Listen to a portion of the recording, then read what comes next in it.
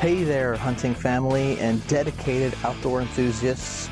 Welcome to our final conclusion of our interview on migratory bird and this three-part series on tracks and tackle brought to you by Mentor Outdoors.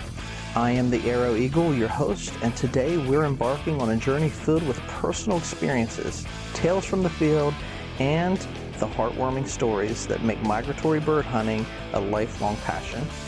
In this final chapter of our interview, we're joined once again with our guest and expert, champion duck caller, Jonathan Knopp. Together we'll be sharing most memorable moments, the camaraderie we found in the great outdoors, and stories that define our love for waterfowl hunting. So whether you're a seasoned waterfowl hunter, reminiscing about your own adventures, or someone who's never stepped a foot in the duck blind, this episode promises to capture the essence of what makes this pursuit so special.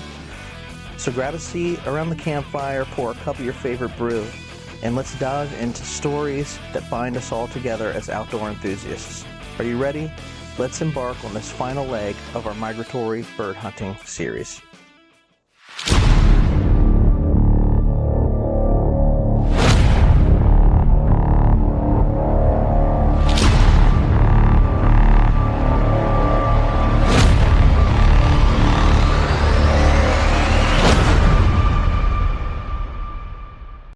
Well, yeah. You're talking about, different things to pack and, if you're a caller, take your calls. Mm-hmm. And if you're with an experienced caller, they love to teach, that sort of thing.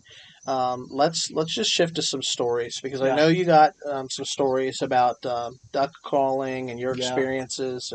And, maybe why don't you just tell me a little bit about, your journey, how you got there, and as well as, if you have any memorable stories from hunting, I'd love to hear about, the run-in with the law. Oh, yeah, for sure.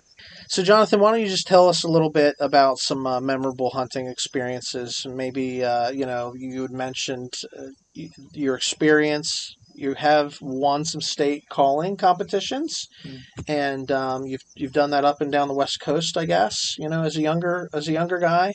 Yeah, I've competed. I've only won 2 contests, but I've placed second to some really good callers, and I've lost to some people that I am proud to have lost to because they were really good. So all that. That's the best perspective. Yeah. It's like I got a healthy respect for the other guys that are doing this, and that's when you're in an elite group. Yeah. Right. Yeah. No, I'm really blessed to have been mentored by the people I've been mentored with, and sure I can get into that in just a moment. But I have I have the utmost respect for a lot of these guys out competing. It's a dying sport. It's something that it's losing a lot of ground, and and I don't think that's necessarily wrong or bad, but I think that there's some really respectable hunters and outdoorsmen that are in that community. So so getting into that, I started to really get into waterfowl hunting, really intensely around 16. That's when I stepped it up to another level. As soon as I could drive it, it was. I think that's the case for a lot of young guys and gals.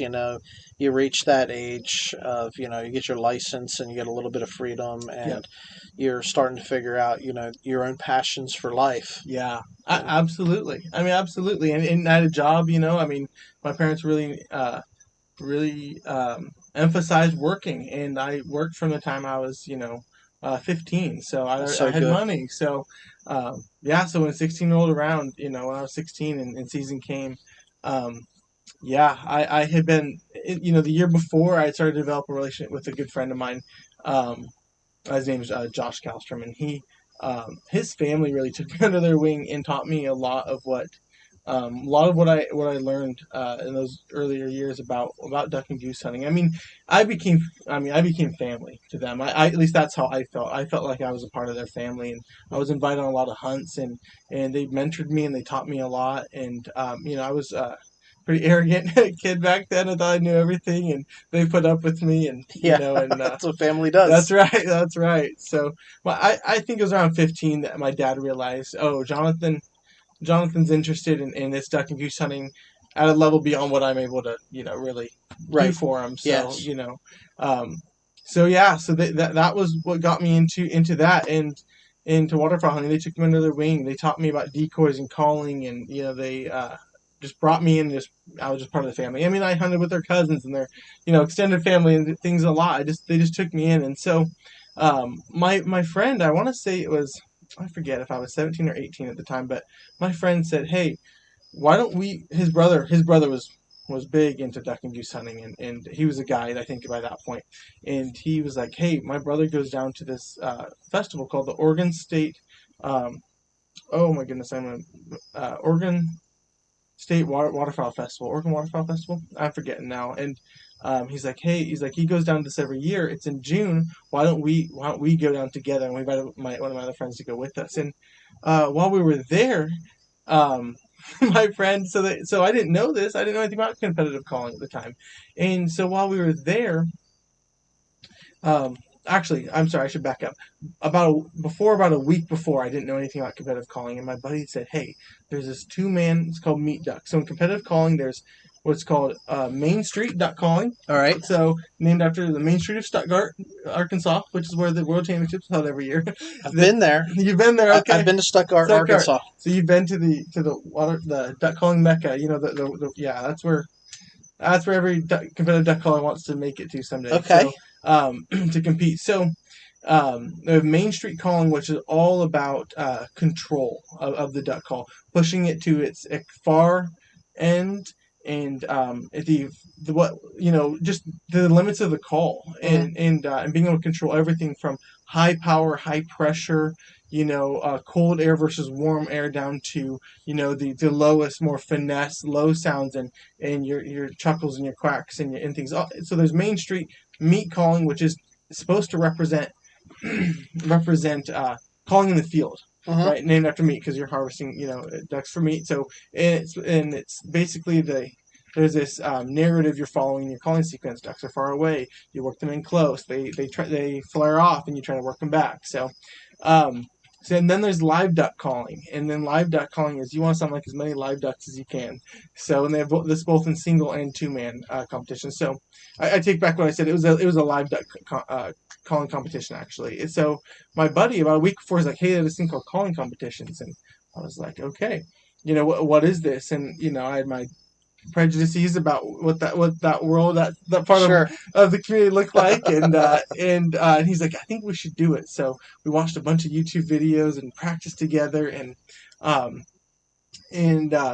so I was really big into certain decoys at the time. I mean, that was like my thing was I love decoys so much, and the best goose decoy that's made. I mean, bar none, nobody would disagree with this. Is Dave Smith decoys. They make goose decoys, turkey decoys, deer decoys, and best decoy of hands down.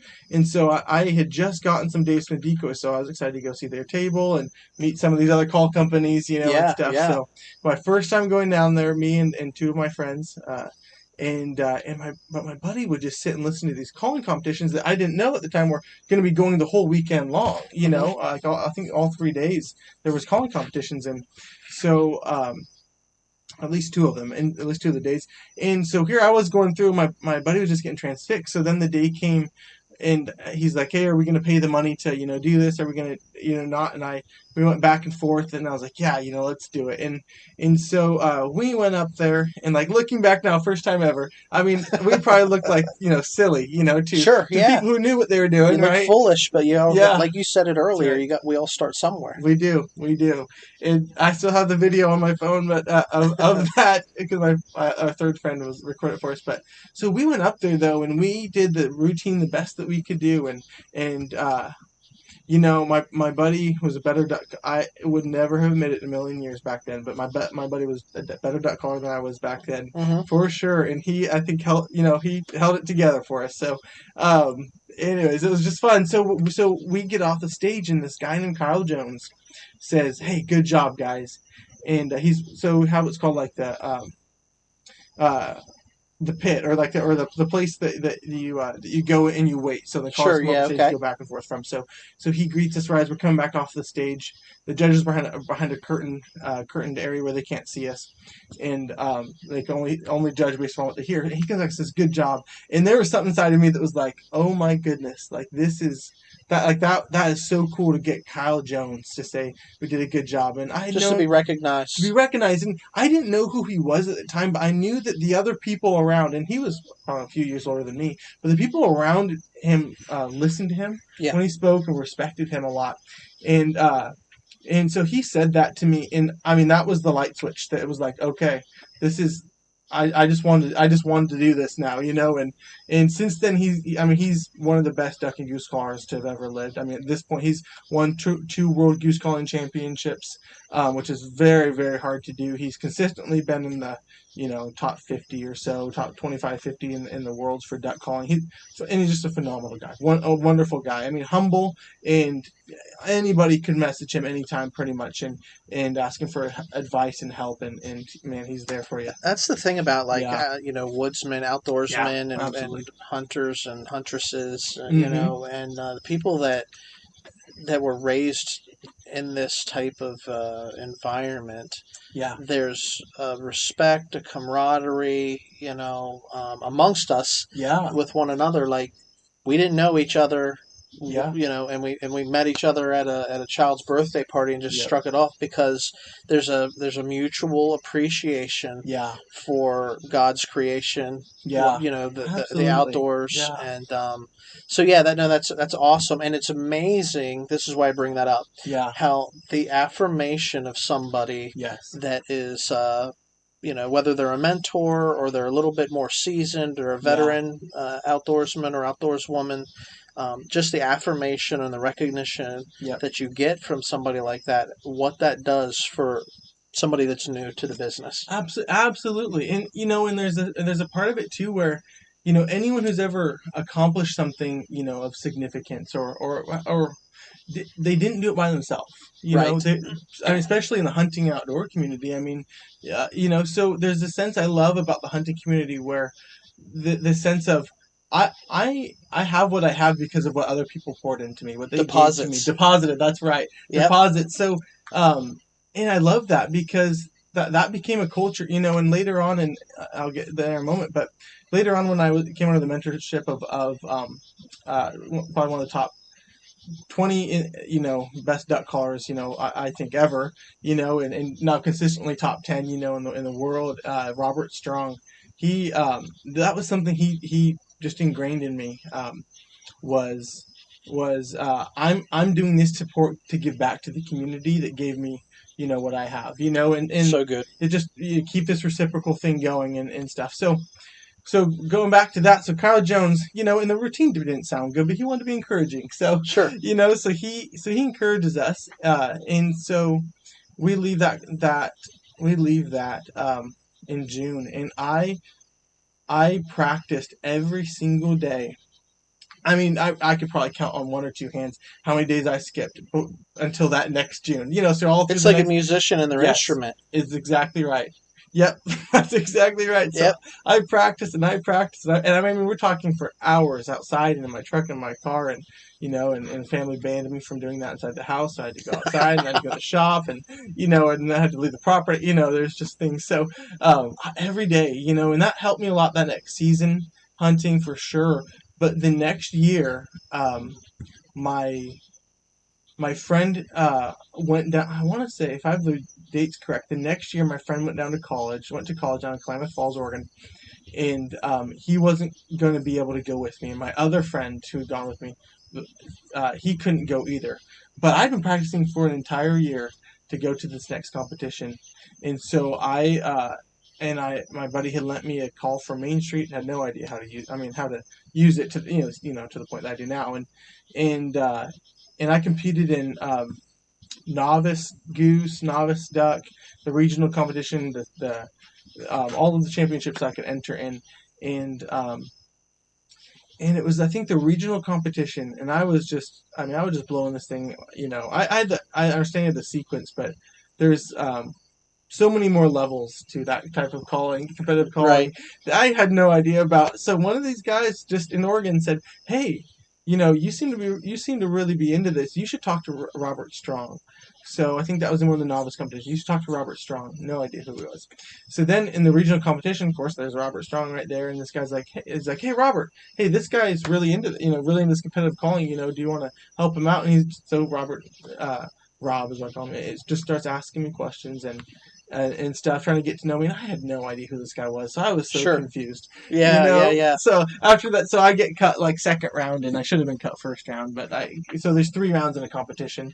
So you call first round, they make cuts, and then second round they make cuts, and then at the last third round is just the 5 or 10 Finalists. Yeah, finalists. And so I got cut second round, and I just remember going out and opening my phone, like Googling like Robert Strong, duck calling, and I realized, oh my gosh, he has like his top place is like 3rd place in the world, and he has multiple repetitive top 10 finishes, and I was like, oh my gosh, this guy knows something. So I'm going out to my truck, and I'm thinking to myself, no, there's no way I can go talk to this guy, and I'm right about to get into my truck, and he just yells, "Jonathan," and I'm like, "What?" So I turn around and look. He's like, "Your name's Jonathan, right?" And I'm like, "Yeah."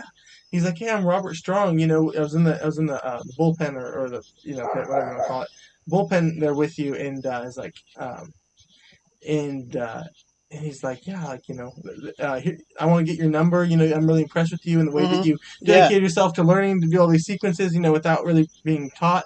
So he's like, "Here's my number. Message me in town. I'm happy to help you with calling." And he's like, and I have a really good friend named Troy Taylor who makes probably one of the best calls in the world. And if you're really serious into this, I might be able to get him to make you a call. So that's cool. Yeah. I mean, then you got to cut. Yeah. You got your own custom instrument tuned to me. I mean, like, yeah. Oh yeah, I wish I'd been able to bring it today to show you. I left it on my table, but so I message him a routine the next day, and he's like, "Hey, you're not quite getting this. It's called the ringing hail note, and it almost has like the reverberations of like a bell. You hear the reverberation of that. That call has that same type of tone, has the same tone to it. It's really incredible thing to hear." And I had no idea what he was talking about. So he said, so I'm sending him these messages, and he's like, "Hey, just come over to." He was from the west side of the state, from I'll just say roughly the Puyallup area. Sure. And he's like, "Hey, come over here and come visit, and maybe we can meet up with Troy, sorry, and he'll make you a call, So I'm like, okay, I met this guy. Yeah, why would I'm not gonna say no to that. I'm not gonna say no to that. And I was like, I just remember being giddy, like, oh my goodness, like not knowing what to expect. So I do some research, and I realized Troy Taylor has won some world championship duck call making competitions, and he's won some of the most prestigious award for calls. He made calls for a long time. He stopped, and at that point, he only made calls for select people that he knew. I mean, I could go to him even today and ask him to make me a call, and he probably wouldn't unless I was like, "Hey, it's for competition for this," or I mean, I really have to lean on him. So he's very selective in who and how many he makes. So I just say this to say I go into his shop, and he was a mechanical engineer. I mean, phenomenal artist, and as well, and he. Get brought in, and I meet him, and he's like, "Hey, so tell me about yourself." And I introduce myself, and he's like, "Yeah, so I'll make you a call." He's like, "But what band do you want on it?" I'm like, "What do you mean?" He's like, "Well, I can put an aluminum band on it." So if you have a duck call, you have the barrel and the keg, and the keg has the tone board where the reeds sit, and the cork pinches the reed between. The tone board and the top of the little nub on the keg, and but on the very bottom of the barrel where the keg plugs in, it's called the band. And he's like, "Well, I can give you an aluminum band or a bronze band." He's like, or I can give you a sterling silver band. And I was like, he's like, "But that comes with some I forget what the word he used, but there's some underwriting. There's a cost involved. There's a cost. That's right. So I'm like, "Well, what do you mean?" And he looks at Robbie, he looks at me, and he's like, and he tells me, that like, well, I'll give you this silver band and stuff, if you agree to really stay true to my duck call. He's like, when he tells me, he says you're a really talented caller, you're very gifted. He said when you start winning competitions, um, I really value you staying true to my calls and sticking with me, as a relationship. And this is kind of a symbol, kind of a binding of a relationship. That's and, amazing. Yeah. I mean, so you're sharing the story, Yes. to give honor. Yes, absolutely. I mean, at this point, I mean, and the reason I share it is because Troy Taylor, his calls, I mean, there are very few people today who have one of his calls. And of those who have one of his calls, the number who actually have a tuned call from Main Street Duck Calling, I mean, I'd have to ask him, but I only know of like 3 of us, so I'm thinking there's less than 10, Sure, yeah.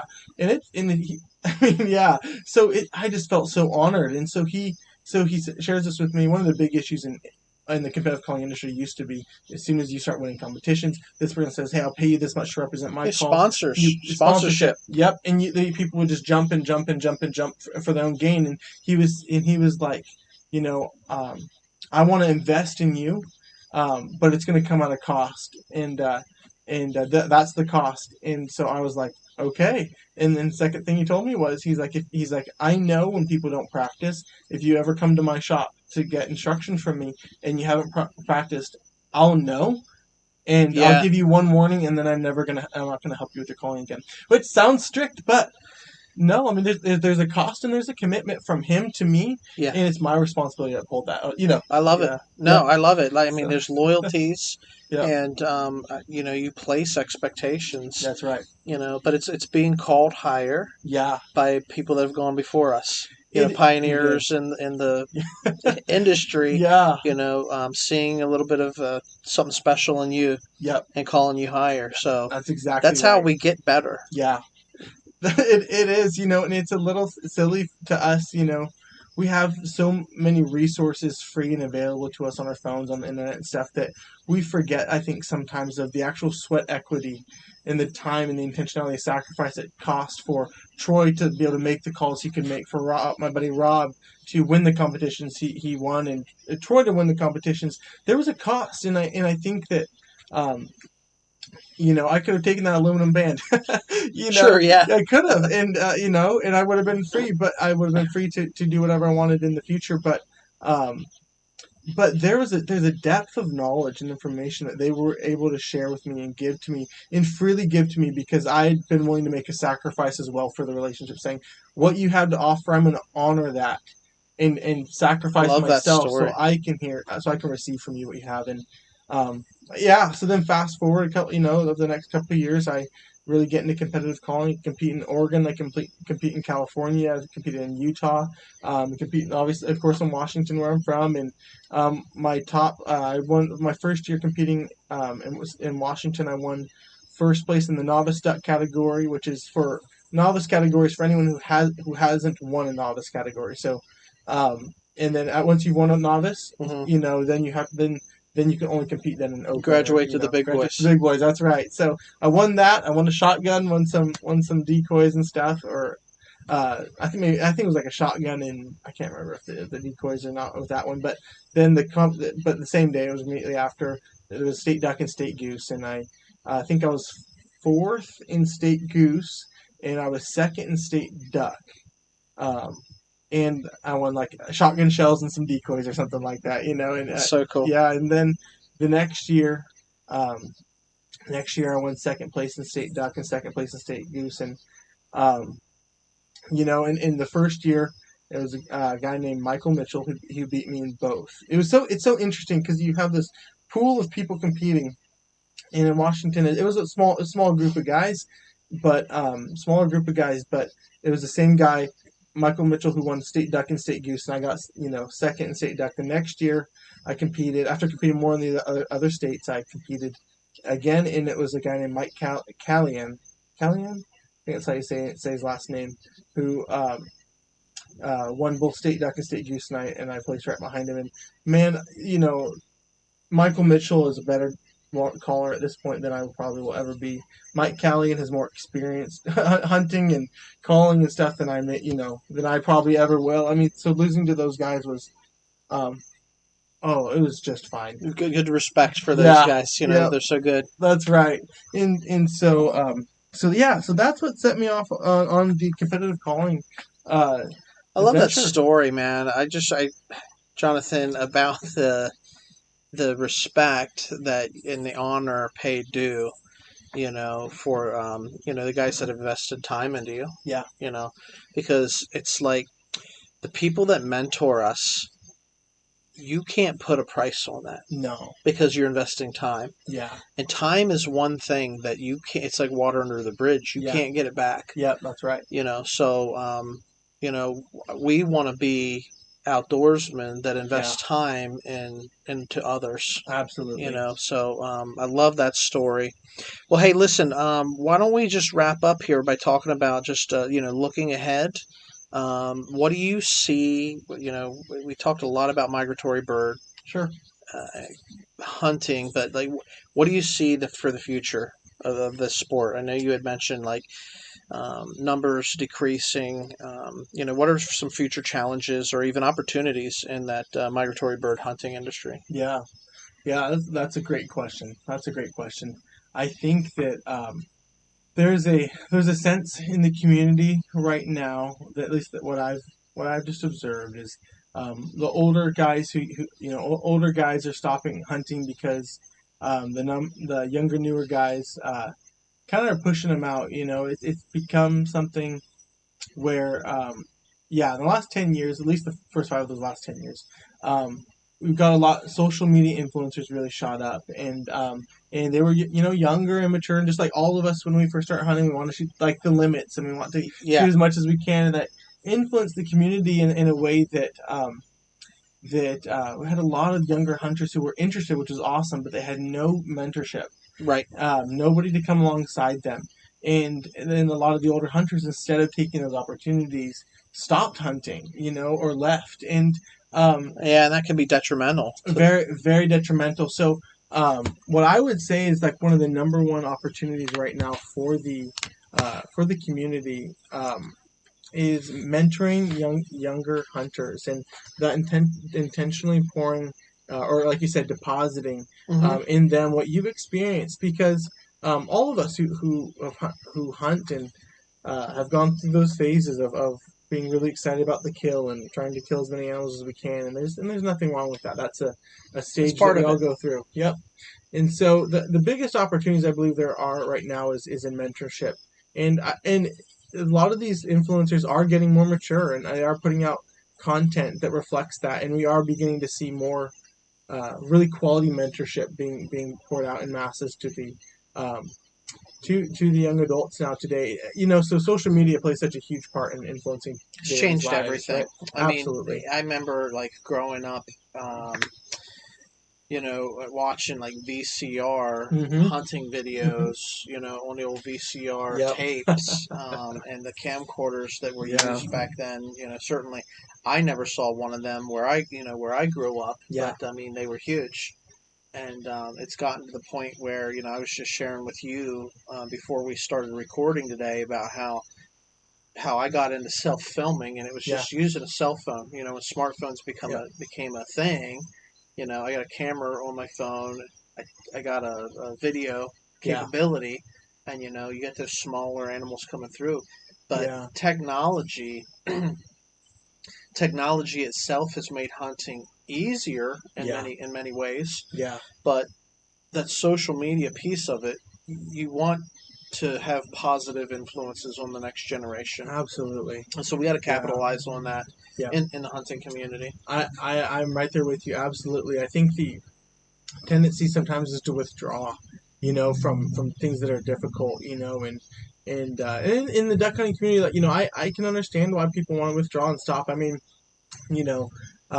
public land, where I grew up hunting, if shooting light starts at, let's say 6 o'clock, you might need to be out there at 3 a.m., or 12 o'clock or 1 a.m. just to beat other people, and gets in this really competitive thing where everyone's competing against each other. You'll have people Sure. shooting their shotguns in the air to scare away the birds that are flying over your decoys because if they can't get them, you can't get them either. And It's the opposite of that healthy respect. absolutely, That honor amongst honor amongst outdoorsmen. yeah, exactly. So I think there's a great opportunity for that specifically, and when I think of the future of the industry, competitive duck and goose calling, I believe, is dying. I just don't see there's any way to bring it back and revive it.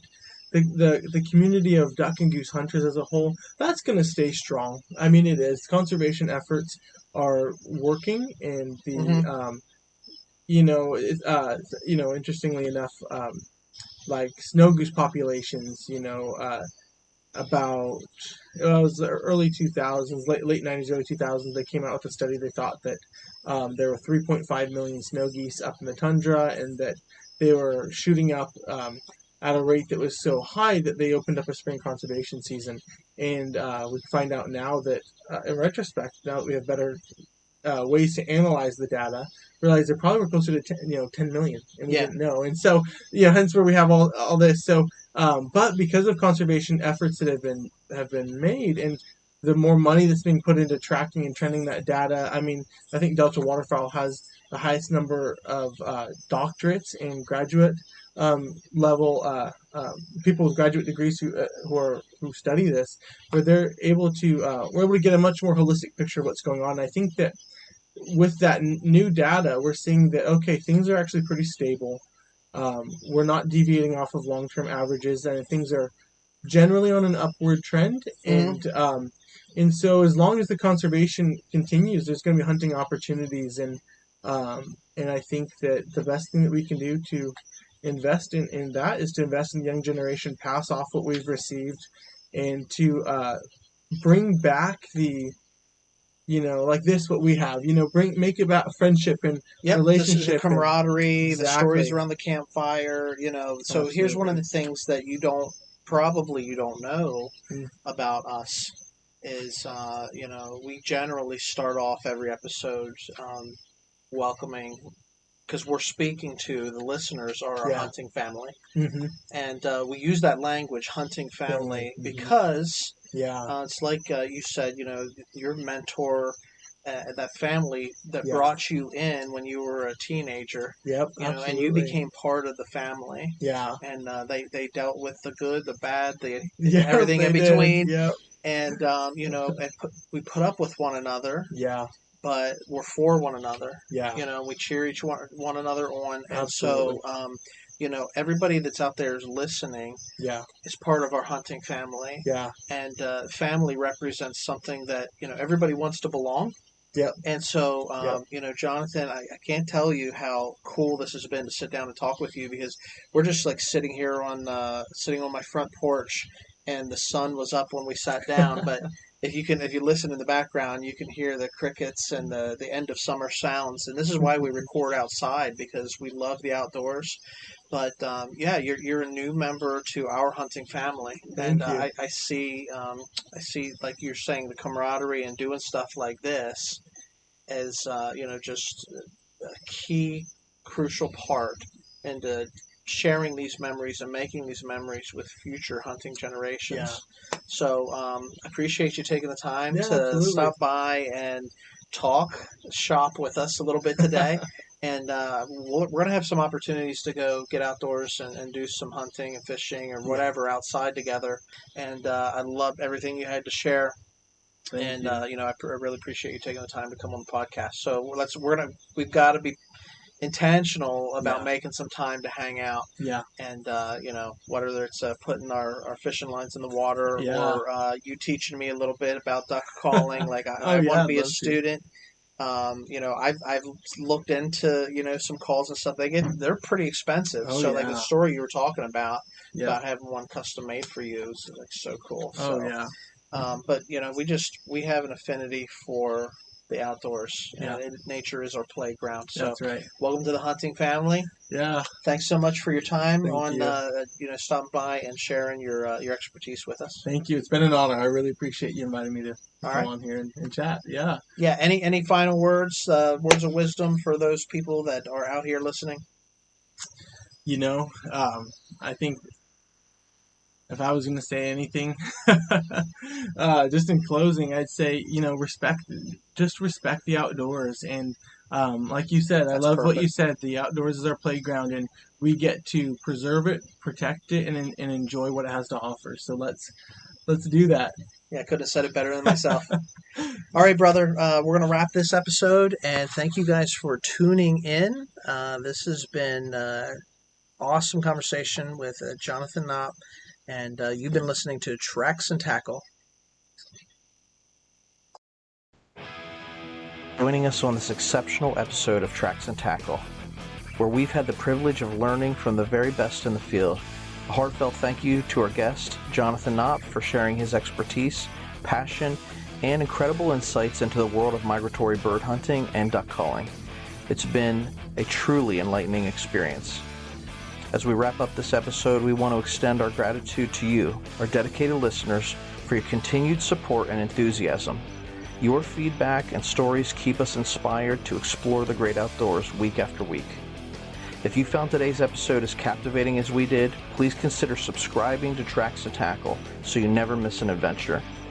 And if you've enjoyed this interview with Jonathan, be sure to connect with us on social media for more updates and behind-the-scenes content. As always, questions, suggestions, or topics you'd like to hear in the future episodes, please drop us a line at menseroutdoors@gmail.com. We're always eager to hear from our hunting and fishing community. Stay tuned for more exciting episodes, and until next time, remember to respect the wilderness, cherish your hunting and fishing experiences, and keep the spirit of the great outdoors alive.